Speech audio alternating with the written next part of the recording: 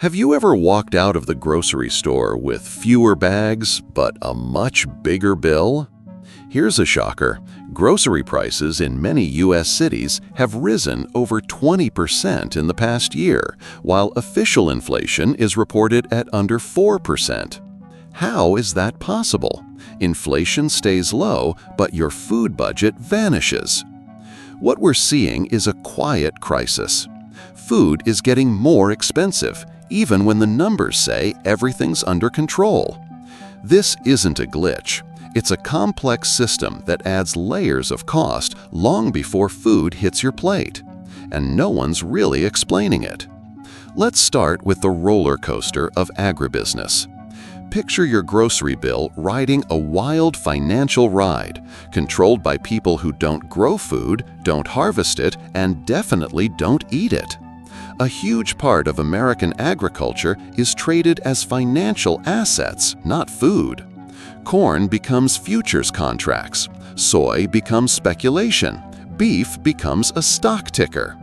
Prices go up not because there's a shortage, but because someone bet they would. Now combine that with something else. The U.S. is one of the world's largest food exporters. We ship massive amounts of crops and meat overseas. Why? Because foreign buyers often pay more. So American-grown food leaves the country while Americans pay more at home. Domestic markets are left scrambling. Even when food stays here, it gets trapped in another problem: transportation. Moving food across America is like navigating an obstacle course. Aging highways, truck driver shortages, diesel prices that won't quit. Every mile your food travels adds to the cost, especially for fresh produce. It's like every tomato comes with a hidden gas bill. Then comes the long chain problem. Food passes through so many hands, from farmer to distributor, processor to retailer, and everyone adds their cut.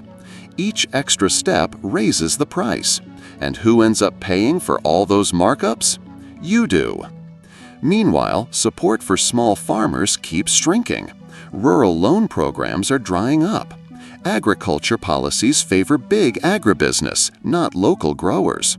The people who grow nutritious food for local communities are being pushed out. What fills the gap? Cheap, ultra-processed products, high in calories, low in cost. Real food gets expensive, junk food stays cheap.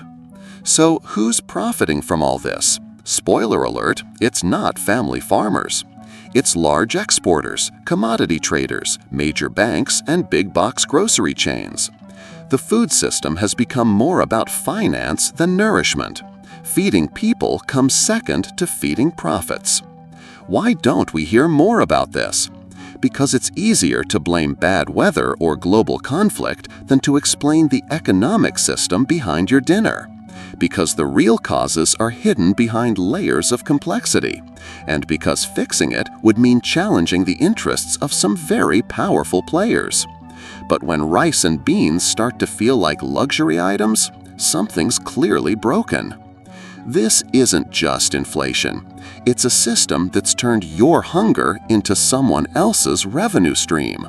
Food prices aren't rising by accident, they're rising by design. Commodity markets, corporate consolidation, global exports. And in the end, we're the ones stuck with the bill. But here's the good news. There are solutions. Some countries are already doing the opposite, supporting local farmers, regulating speculation, investing in food security. In the next video, I'll show you how. It's not a fantasy, it's a choice, political, economic, and personal. And it all starts with what's on your plate.